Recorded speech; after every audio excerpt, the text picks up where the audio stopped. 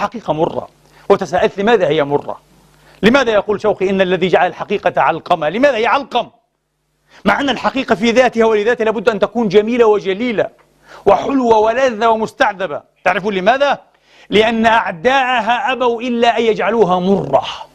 الحقيقة لا تقف أيها الإخوة منتصبة مفردة متوحدة في الميدان أبدا، يتناوشها الأعداء من كل جانب: الشهوة والغرض والحسد والحقد واللوثة العقلية واللوثة النفسية والمنفعة والمصلحة والطائفية والمذهبية والسياسة ودجل السياسة والحزبية والضعف البشري والسعم والملل أيها الإخوة والنظر القاصرة، النظر في موضع القدمين. أعداء الحقيقة يجلون عن العد والحصر، فيجعلونها صعبة جدا جدا جدا.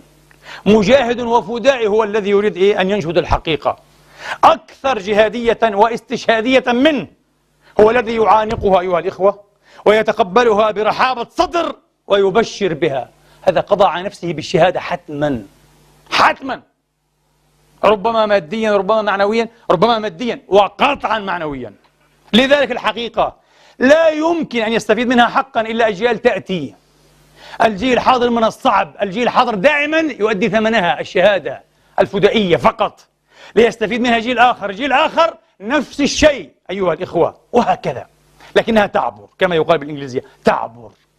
من هم جيناتها؟ من هم ورثاتها؟ رجال على مثالية عالية جدا إلى حد أن يتهموا بالجنون. لماذا؟